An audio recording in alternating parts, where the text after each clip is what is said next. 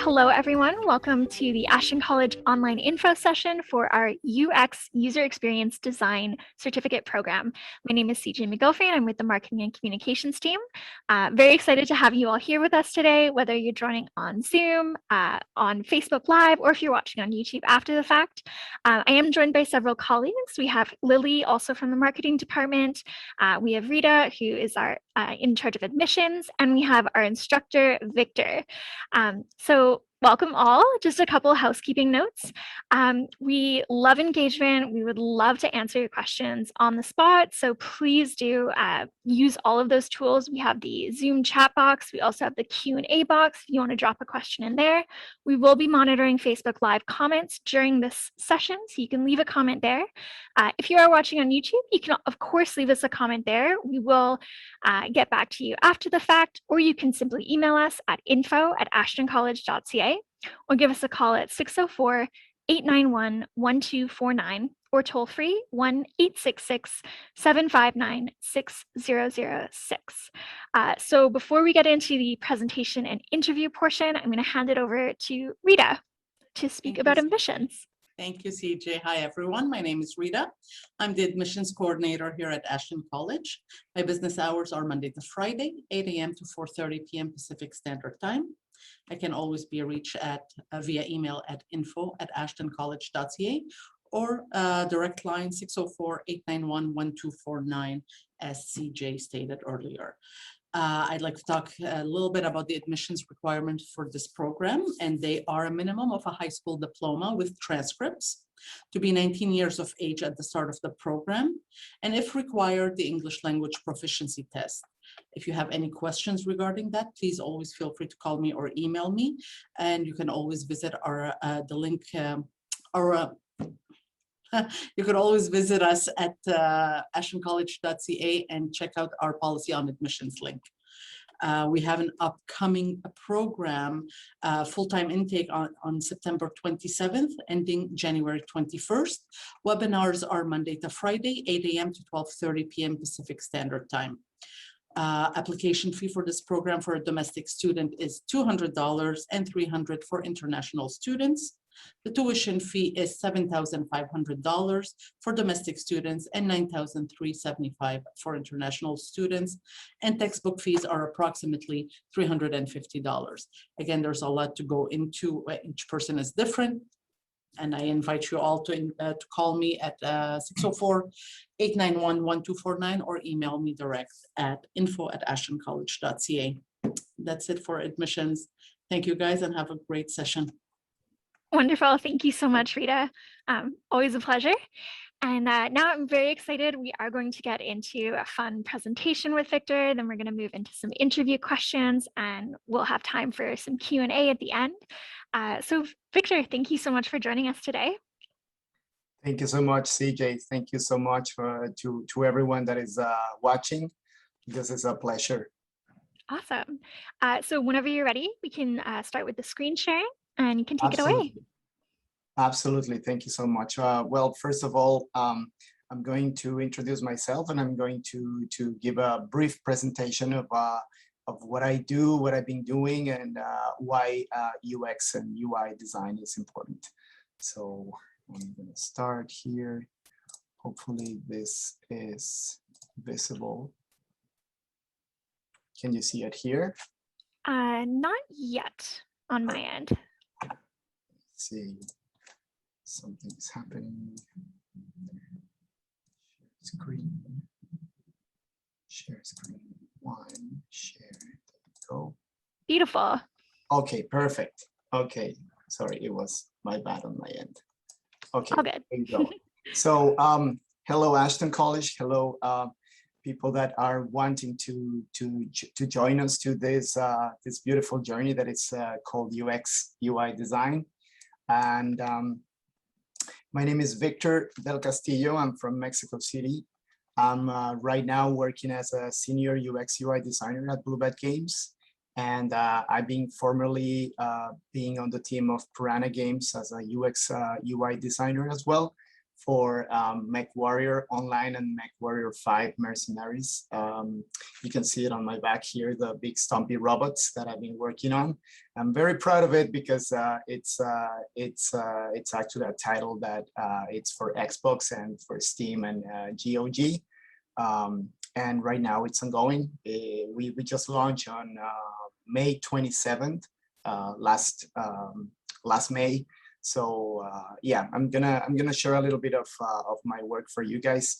And formerly I was a UX UI designer at Magnetar Games, Playgon. I've been working for EA, and I'm for a little bit of startup companies as well. If you guys want to shoot me an email to victor.delcastillo@gmail.com, or I will be able to answer any questions or anything that you may like. Though if it's related to admissions or anything, it will be with Rita and CJ. So this is me, and I'll be just giving this. So my background. I will just move this one a little bit. So this will be my 8th year working for the games industry. I came here from Mexico City in 2012, and I studied game design. And I've been 15 plus years working in the advertising and the graphic design industry. That means my background was in graphic design and still is in graphic design. And so far I've been shipped 9 titles, and I'm working on the 10th one right now at Blue Bat Games. There's several titles though, because our company, or the company that I'm working with, is a social casino company, and we have 7 clients, including the Hard Rock Casino and Hard Rock Hotels and Hard Rock Cafe. So we've been doing all this UX UI design for the social casino games itself, and it's been pretty hard so far. It's been very busy. I come from a fine arts school of design based in Mexico, and I studied at Vancouver Film School and graduated as a game designer in 2013. So that means I've been having like a little bit of experience of game design here. And as you can see, there's some titles here: Mech Warrior 5 Mercenaries, Heroes of the Inner Sphere, because this is a DLC that we just launched, Mech Warrior Online, and some other titles that I've been working. Which this is for EA, which was Sundown Boogie Frights, and those are really good experiences and journeys of my game experience. The next one, this is a bit of my last work. I'm gonna share a little bit of my last work here. Welcome to Mech Warrior 5 Mercenaries. We've taken a job where our objective is to destroy an enemy supply depot, and we've jumped into the middle of the action. There's our objective. Luckily, we don't need to waste any ammo in order to destroy it.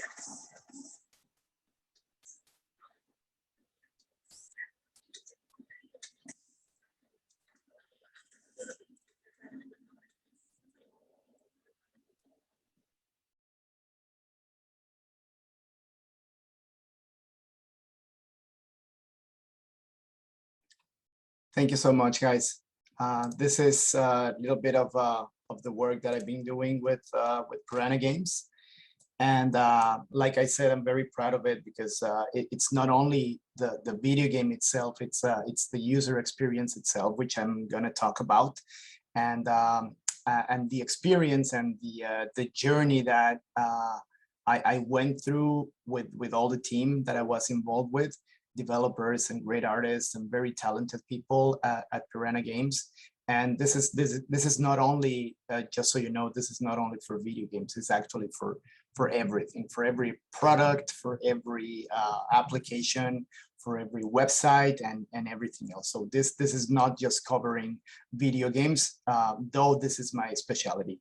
So I'm gonna go forward. If you have any questions, CJ, do you have anything before I go? I know that was super exciting to see.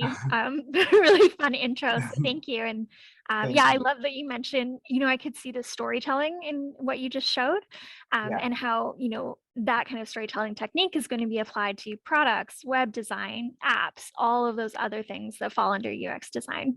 absolutely, absolutely. This is like I said, it's a whole journey that you have to go and be involved with a lot of people responsible of everything, since the sound design is very important, the narrative design is very important, how you write a document for any product, either if it's a baby app to give food to your baby, or either if it's a video game, or if it's a cute video game to like a very hardcore game like the one that I'm showing. It's like I said, it's a journey, but it has basically the same processes. So yeah, I'm gonna go forward on this one. Sounds good. And, yeah. So what to expect? Basically, what are you expecting to learn from me and Ashton College is basically the comprehensive introduction to both user experience and user interface design. So basically all the basics, all the readings, all the we call it in Mexico, we are in diapers on this, so we're always learning, and we're always like finding solutions to every single problem. Every day is a challenge, and every day is an opportunity to find a solution to everything. This is a little bit meme. I see UX issues everywhere, and the reason I'm basically bringing it up is because every day there's a UX issue, there's a user experience issue. Rather you go into an elevator, or rather you use a coffee maker or use a blender, there's every single time there's like UX issues, like why this elevator doesn't have the B for basement, and instead of a B they have a star, and why the star is not an M, this kind of issues. And if you're in Vancouver, let me tell you that in Vancouver we have only one SkyTrain and one brand of SkyTrain, but there's like several designs for the iconography for the lines, and also for elevators. So you go to a different elevator every single time. You go to Millennium Line and you see different elevators, you see different icons, different Braille integrations. So you might ask why there's like not consistency. So we're gonna learn about that. Why consistency is very important in UX design and UI design. Does that make sense? So yeah, far? absolutely. And I love that you touched right away on accessibility. Were you talking about where is the Braille located on an elevator panel? If it's in a different spot in every elevator, how is that going to be accessible or consistent for people? Yeah, totally.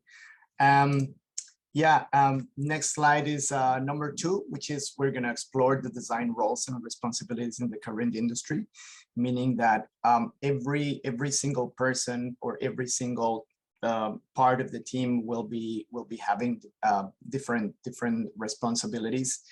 Say a developer will say this is not possible to do, or a programmer will say this is not possible to make, even if your prototype or your design looks fantastic, this is not possible. So it's always very handy or very good to have conversations and communication within the developers and within the team to see what's possible, what's feasible for every product. Number 3 is the design thinking, the very famous phrase of design thinking. We're going to go into that. It's basically solving the problems by focusing on the user and challenging the assumptions that the user might have. I hope this makes sense, because it's basically a process that never ends. It's always, you have the product, you have the problem, and you never know if you have the solution, but you're always iterating, and you're always experiencing, and you're always testing, and you're always BA testing with people and with users to see if those problems are, like they are solved. Like I said before, if you go to an elevator, you will still have a lot of issues, a lot of problems. Some people might be used to it, but that doesn't mean that it's a good design. Number 4, the applicable real world skills for you. So basically, we are going to design, and we're going to go towards practicing the skills that you are going to be with or good with, if that makes sense. Absolutely. Great. And well, a little bit of experience here, a little bit of, the user is what finally it's seeing, right? Like the parents might love it because it looks fantastic, but the baby is just like, what is this? So this is UI versus UX. So I gotta say that user interface is very different from UX and user experience. And a lot of people think it's the same, but it's not the same. So we're gonna go through that. Again, UI might look great. This cup might look great, but how am I gonna drink my coffee? So it's the design thinking of the things. Again, UI looks pretty, but it doesn't work, versus UX works. It might look pretty, it's not like prettier or classic, the classic design, but it works. So this is the slight difference between UI and UX. I love how iconic that distinction is, for someone that's like newer to the subject area. And you're trying to parse, like, what do those mean? What's the distinction here? And this is such an obvious example. Anyone that's used, the ketchup bottle on the left has related to like slamming it, trying to get it to work, and been frustrated. It's like a user experience problem or issue, as you were mentioning. That's right. Yeah, basically, it's this design versus the pretty things. Like if it might look pretty, might look awesome, but might not work, and the user doesn't have to stay quiet about it. It's always good to question why is this going like that? Why is this functioning like this? Like I said before, why do coffee makers are completely different one to each other, even if it's a different brand? Why do cars are different from each other if it's the same, the same useful experiences to drive and to have a good time, etc., etc. I can go forward to like a lot of examples, like blenders. And it's not only about the design of digital things, it's about the design of even a monitor or a TV. Why a TV has the buttons on the back and not on the front, and some TVs they do have on the top, and some other TVs, like consistency is very important in that matter. I hope that makes sense. Absolutely. Thank you. No worries. So this is kind of like a practice that I like to do in my classes. It's a discussion that it's involving every single person within a group. I think we're not gonna do it right now because I just wanted to show it as an example. But basically, I involve all the people within the team and within the group, and discuss about what is user experience design, what is a bad UX experience, what is a good UX experience, etc., etc., etc. So basically, in short, UX design is a strategic process that builds positive relationships between players and games. So basically, this is the meaning of UX design based on Don Norman. Don Norman is from Nielsen Norman Group, which is the father of the fathers of UX or user experience. So basically, this is nothing that I invented. It's something that it's already existing. So I hope this makes sense. And UX, user experience, is ultimately the strategy behind an interface. UI, or user interface, is the execution of your strategy. It's basically the pretty things that are making good design to be involved and to work together. That's why it's called UX/UI. So again, UX is as strategy and UI is as execution. Yeah, makes sense. Yeah, I hope that makes sense to everyone.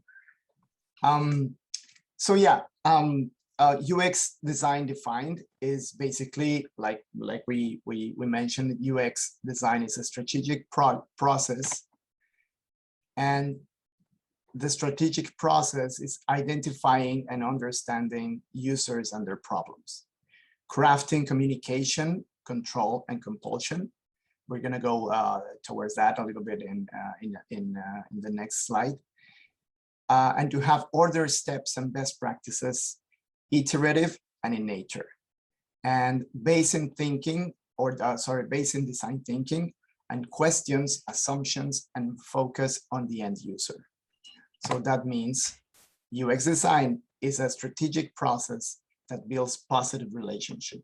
What is positive relationships? Relationships are built on communication and understanding. Compulsion and fulfillment of participants is a paramount. Stability for the future is necessary. So the critical UX concepts, the 3 C's that I call, is comprehension, control, and compulsion.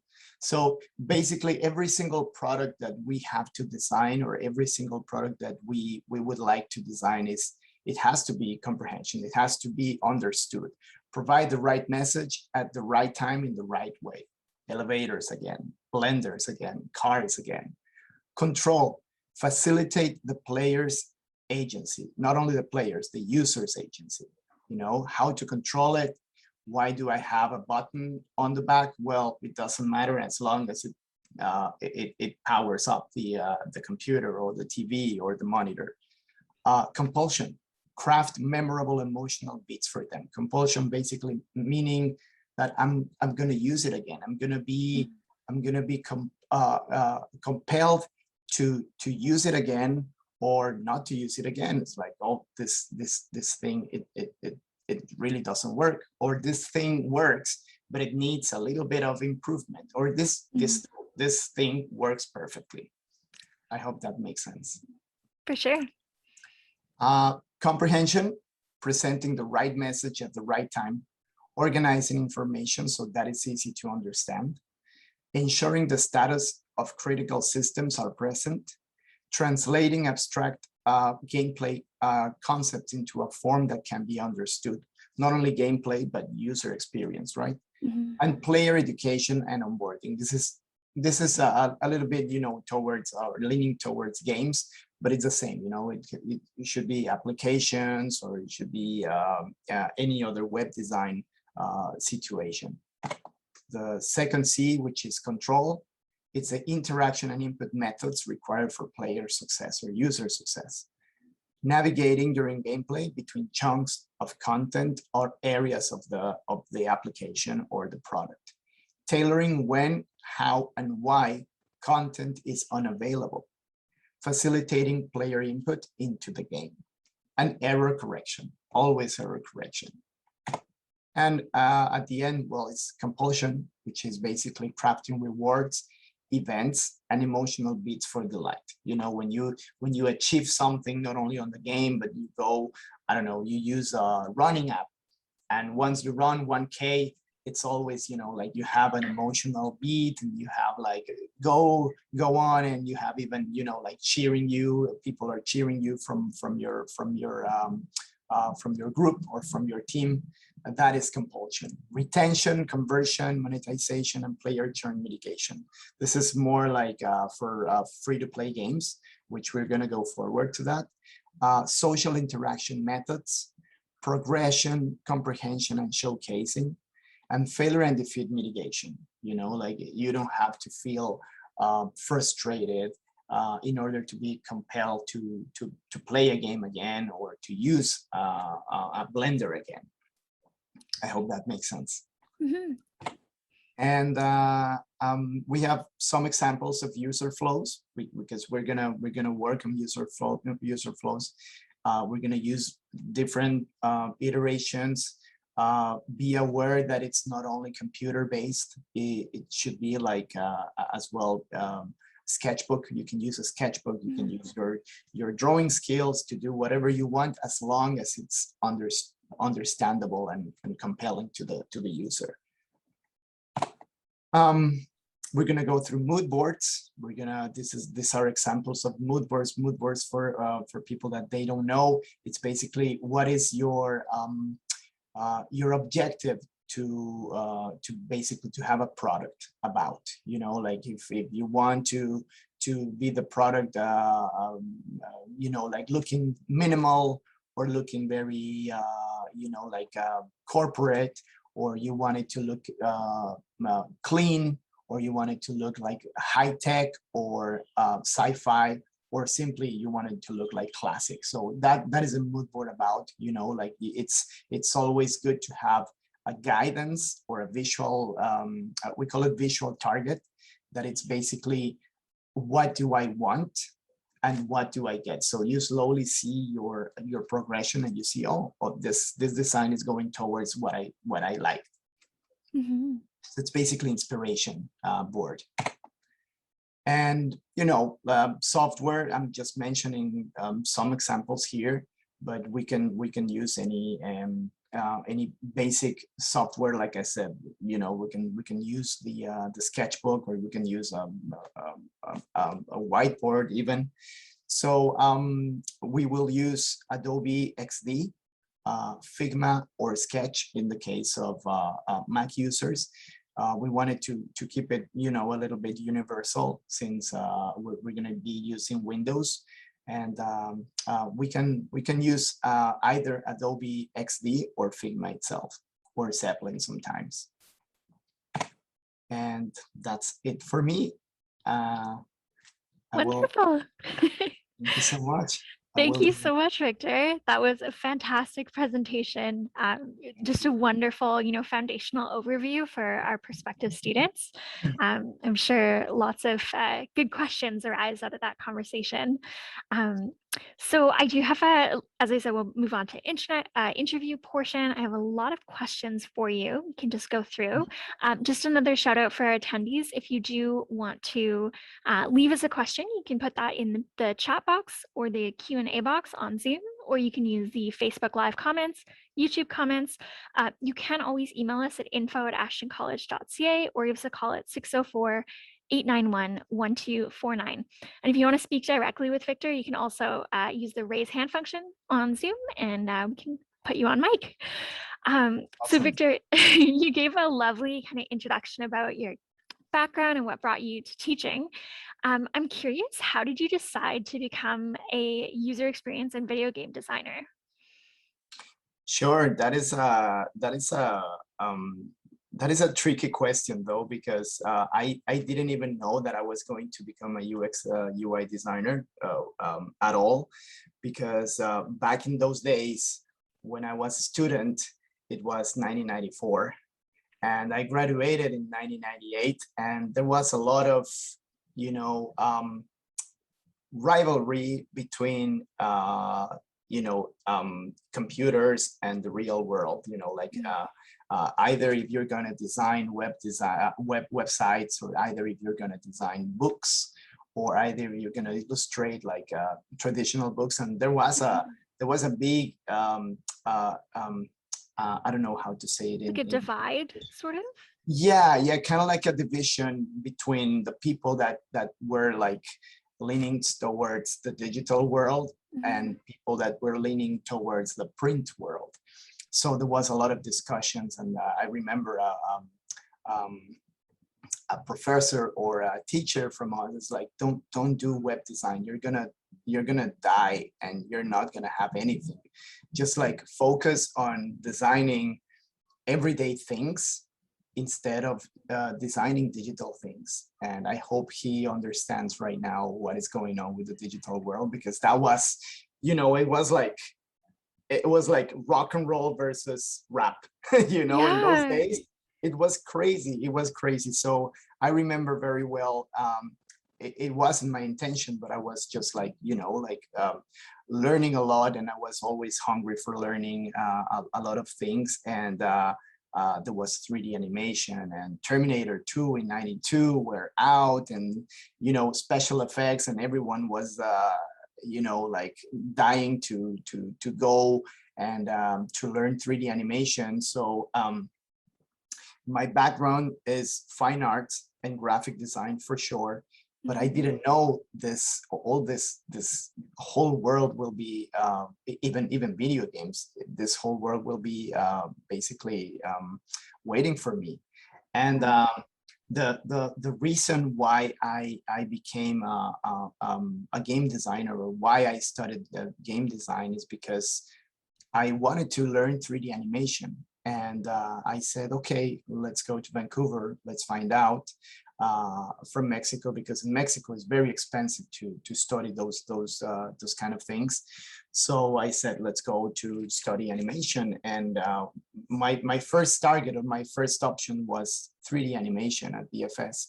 And then I said, well, game design has everything. It has narrative design, it has mechanic design, it has user interface design, it has animation, and it has programming in one. So it's like putting everything in a blender and blending it and have this amazing, you know, it's game design. So even sound design. So I convinced myself to study game design, and that's why I'm here. And because of my graphic design skills, I was going towards more the visual communication of a game, which is basically UX, UI design. Back in those days, it was called web design, but basically it's just like trendy right now that it's user experience. But the wording is it's different, but the foundation is the same, you know.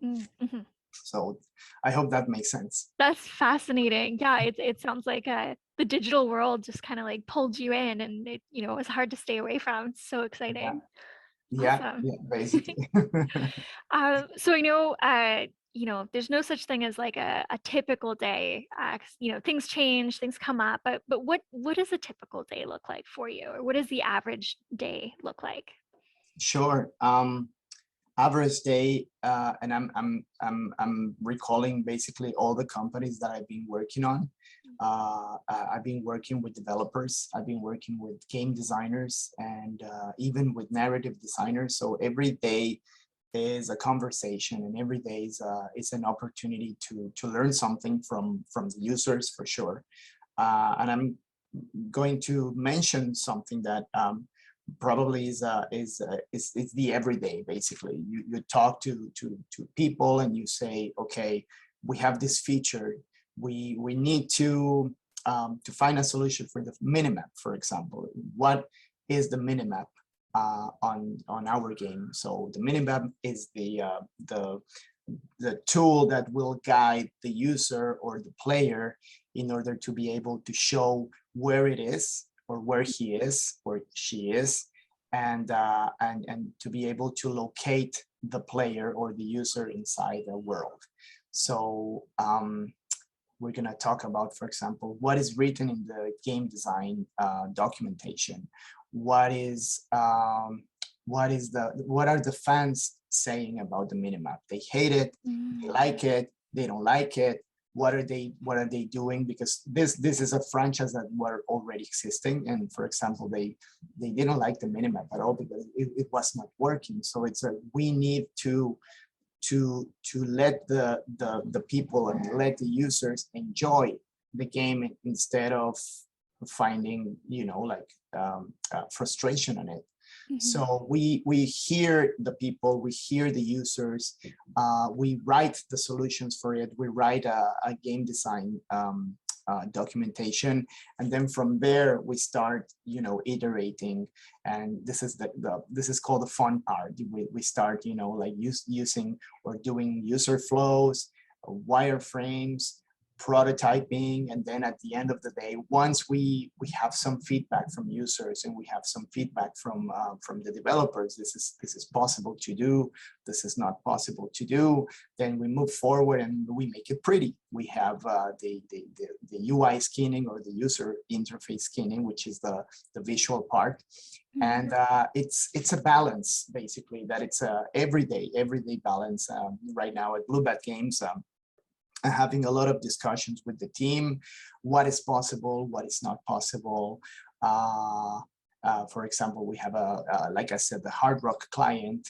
They give us, feedback. Is I like this, but I don't like this. Are you able to find a solution between this and this? So basically, finding solutions to problems is my job. So that's the everything, or that's the everyday life. And I use Illustrator, I use Photoshop, I use XD, Figma, Zeppelin, and my workbook, my sketchbook, sorry. And it's always a challenge, because you never know if tomorrow will change. Sometimes the home button will be like always on the top left, but sometimes it won't work, so you have to change it. And if you change it, then you have to write a documentation and talk to developers. Hey, can you make this work? And they will say, no, well, this is not consistent. Let's put our feet on the ground and let's iterate. So yeah, it's everyday discussions. Love it. Yeah, it sounds like such a rewarding job, and dynamic, different every day, but you also have those, things you can rely on and go and fall back on. What qualities or characteristics do you think make people best suited for this career path, like in game design and in UX design? Sorry, I missed the first part. What qualities or characteristics would make someone suited for the path? What skills you mean? Like what skills are Sure, suited yeah. for What UX skills? design? Yeah. I would say lots of empathy. I think empathy is a key thing these days for UX. You have to be very empathetic to people. Accessibility, for example, you have to be hearing them or listening to them. What are their needs? It's not the same that you like it or you don't like it. It's about if it works or it doesn't work. So, for example, there's a lot of debate between like I like the screen, or I don't like the screen, or the screen it's awful. But why is awful? Why is it awful? Like, for example, one example of good usability I would say is Amazon. And the website itself doesn't have any design. It's just like, photos and scrolling and products. But it might not look pretty, but it works because everything is handy, because everything is right there when you need it, right away, how you need it. So if you need a blender, you just put blender, and blenders are there. And or Netflix as well. You have a mosaic with a lot of movies and everything. Might not look pretty, but it works. So I would say you don't have to be a graphic designer to go into UX. You just have to listen. You just have to do the problem solving and design thinking.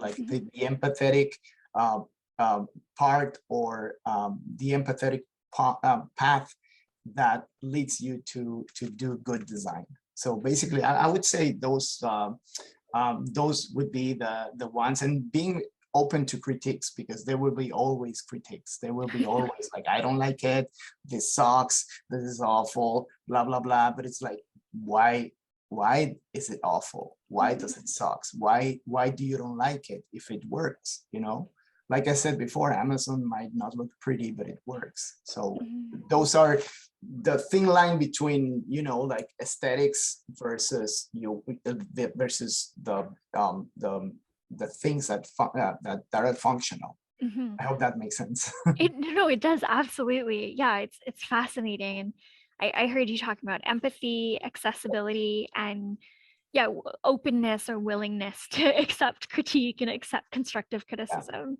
It's a big one for Because there sure. will be always very a lot of criticism, but it's not personal, you know. It's just like being adaptive and being flexible, that it just doesn't work for our product, so let's move on, right? Yeah, humility too. Sounds Yeah, like yeah, absolutely. Yeah, there's a lot of egos involved in the industry, especially video games and advertising. And there's a lot of, why you don't like my beautiful art? I spent months on it. It's like, yeah, but it looks pretty for your portfolio, but it doesn't look pretty for our product, you know? So you have to be very aware of that. There's going to be a lot of, you know, like ups and downs on that. for sure. So, you know, we got a preview of it through your presentation, but how would you describe your teaching style? Yeah, my teaching style is very easygoing, I would say. I think it's, I like to be, you know, talking about the industry itself, talking about the day-by-day things without like, no, the theory says that 1 and 2 and 3 and 4, you have to listen to, you know, it's not about that. It's more like, I do this works for my industry, and this been working forever. So we might change it or we might not change it, but it's very easygoing. It's very flexible, I would say. I'm a very easygoing teacher. I like to inspire people instead of, you know, blocking them, and instead of, oh, feeling frustrated about something that they might not be able to achieve. So yeah, I would say that's my style. Awesome. It's a great answer. What do you think students will enjoy most about the UX program?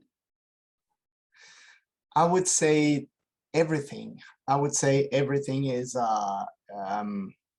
everything is enjoyable. You know, it's like you go on vacation, and you will enjoy dinner, you will enjoy going to the lake, you will enjoy swimming, and you will enjoy going to the pool. So everything is enjoyable at the same time that it's, you know, like it's a challenge for yourself. For example, you know, the wireframes might be tedious, whereas the artistic part will be just something like, will be satisfying in a sense for one people, but for example for other person might not be enjoyable because they don't know how to draw or they don't know how to make art. So I would say it's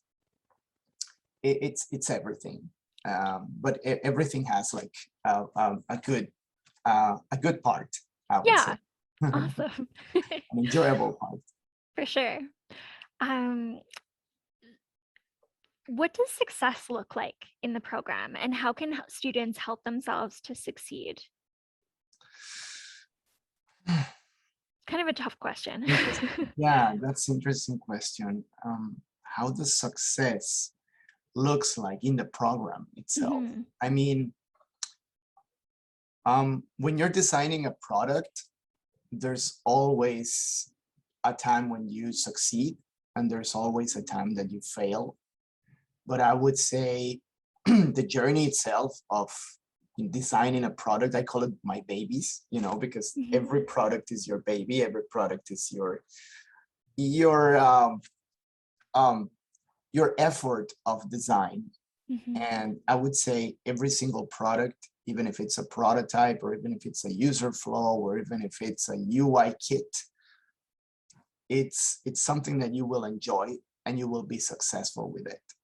So I'm not gonna say, like, for example, I enjoy very much like user flows, because they are just like words and signs, But even then, you have to be aware that that user flow will be successful Mhm. in a sense.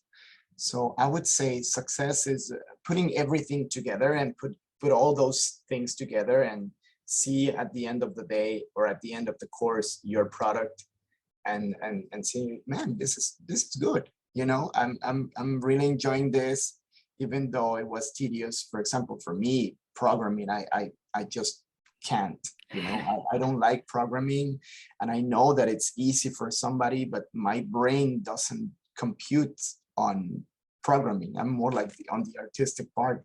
And some other people will say, okay, I love programming, I love coding, and I love this algorithms and everything, and I don't like art. So I would say success looks like that. Like, as long as you put everything together and it works. And if you're not good at programming, for example, well, I ask to somebody to do the programming, right? It's the collaborative nature of the industry. Yes, Like. yes, totally.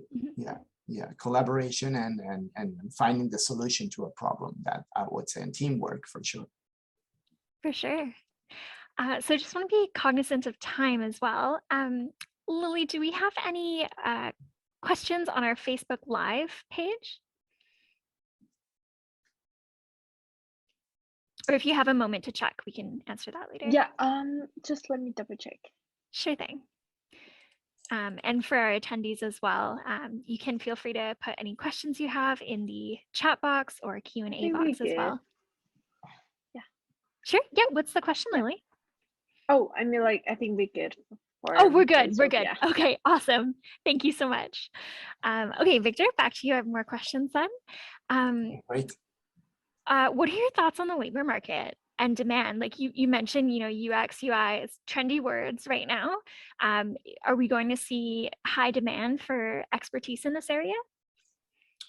I would say we are already seeing that a lot. There's a lot of demand on UX designers, especially UX designers more than UI designers. But if you can put the skills together between UX and UI, I would say that is way better. If you can basically put together your art skills versus your empathy skills and your problem solving skills, which is not like, it's nothing to do that I am an artist, or I know how to draw, or I know how to make art. It's not about it. It's because lots of people, even in graphic design, they get very frustrated, or they get very, you know, like intimidated by, I'm not able to do this, I'm not able to do that, I'm not able to do iconography. Well, you have like a ton of websites that you can download an icon, right? It's not about creating an icon from the beginning, but it's creating, I lost the word, it's kind of like creating problem solvings or solutions to the user itself, you know? And I would say it's more and more and more and more. For example, on my LinkedIn, even if I'm not open to opportunities right now, there's a lot of recruiters calling people, you know, like, do you know somebody that will be interested in UX and being UX for this product or this other product, and this other product is UX. Even my nephew, this is funny because my nephew, she's a graphic designer, and she asked me 2 weeks ago, it's like, hey, I'm interested in UX design. And I said, cool, why? And she told me, because there's more and more and more and more positions open to UX UI designers. I'm just a graphic designer. And I said, interesting. And she asked me where to go, how to study, where to study, how to get, you know, like a little bit more familiar to UX and UI design. And basically UX is more on demand every single day. Wow. That's so encouraging for prospective students, because of course you want to make sure if you're going to, you know, do a full, you know, certificate program that your industry is bankable and that you'll be able to get work after that. And that's really exciting to hear about the industry. It is. So as a UX designer, you will never get like unemployed, I would say. That's awesome. That's what the people like to hear. Yeah.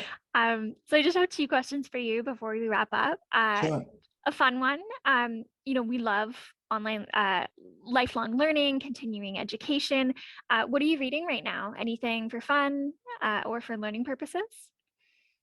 Yeah, I'm always reading a lot of like interviews, or sometimes I'm reading a lot of reviews about products. Mhm. I'm more leaning towards, the user experience or the user interface in games. And there's a very, very good, cool website that it's called I Love Interfaces. And it's about the interfaces of each game that it's been, in the market. For example, I Mhm. don't know, Mech Warrior, or even Mario, or even Pac-Man. And there's like a lot of reviews about the game itself, and Mhm. why did they find a solution for each interface. For example, Destiny Oh, or wow. Halo, and they do a review of everything. And I'm always reading, like short interviews or short reviews about UX design. I follow a lot of UX designers on Medium. And Nice. what other thing? There's an author that I follow a lot.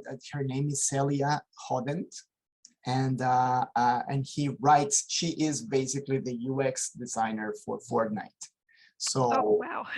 this is funny, because she's not a UI artist. She's not an artist. She's not a graphic designer. She's a psychologist. And My being a gosh. psychologist, she created, based on her psychology studies, the user experience or the user flows for Fortnite, That's as well as incredible. Minecraft. And she's also, like she's collaborating with a lot of, she's a freelancer. She's, I think she's French. And she has 2 or 3 titles, three books. And one of the books is the psychology of video games. Wow. And it's very interesting, because it's the perspective of a psychologist as a UX designer for video games. So That, like I said before, you wow. don't have to be like, artists. You don't have to be like anyone, anything, like musicians, they become UX designers. And people that are working in restaurants, they become UX designers because they would like to do it, So it's very interesting. I'm reading that, the psychology of video games, and I just started, to be honest. Wow. But there's a lot of books. There's one book, very, very interesting, that I read, that is called Don't Make Me Think. And it's very interesting, because I don't understand. Sorry, I don't remember the author. I think it's Steve Krug. Yes, Okay. Steve Krug. And he basically states that users, they don't have to think about the things. They just have to go and use the product as they intended to use it. Like I said before, a car, a bicycle, an elevator, a blender. It has to be easy and compelling and controllable and easy to use. So yeah, that's the other book that I would recommend to read. It's Don't Make Me Think. And there's a bunch of books. Don Norman, he wrote the everyday life, or the everyday design of things, or the design of everyday things, So it's a very Awesome. interesting book. Yeah. And it's from Don Norman, which is the creator of Norman Nielsen Group. And yeah, it's very it opens your mind, and it opens your eyes. I love that. Thank you. Yeah, fantastic recommendations. Thank you. So just before we wrap up, just want to give another shout out to our attendees. If you do have any last minute questions, you can drop those in the chat now. Victor, thank you so much for your time today. Thank you, It's just guys. been fascinating hearing you talk. Last question for you. What final word of advice would you offer to someone who is considering becoming a UX designer, but maybe a little unsure of themselves and they don't know what's going to happen Sure. next. Sure. I would say read those books and you will find out a lot of things. But basically ask yourself everything before even using a product. Ask yourself how can you make it better? You know, if you use a speaker or if you use a remote control, it's like there's a bunch of buttons. Why don't you just like minimize it, or make it easier to read or to use, instead of a bunch of volume and source and channel and everything else. Just like make it simple. Amazon Fire, it's a good example. I have an Amazon Fire, and it's a very, very minimalistic control, and I love it. It's simple and it's easy to use, though it always gets lost. So how you find out a solution for finding it? It's always black, and it's always between the couch and like between the sheets and everything else. If I'm like watching TV on bed, but how to find a solution about it? I think it's asking why always, if that makes sense. Absolutely. I love that. It's a wonderful note to end on. Thank you so much. And thank you as well to Lily and Rita. And just another shout out for our attendees. If you do have any more questions that come up, please do email us at info@ashtoncollege.ca or give us a call at 604-891-1249 or toll free at 1-866-759-6006. And with that, I'll just wish everyone a great rest of your week. And thank you.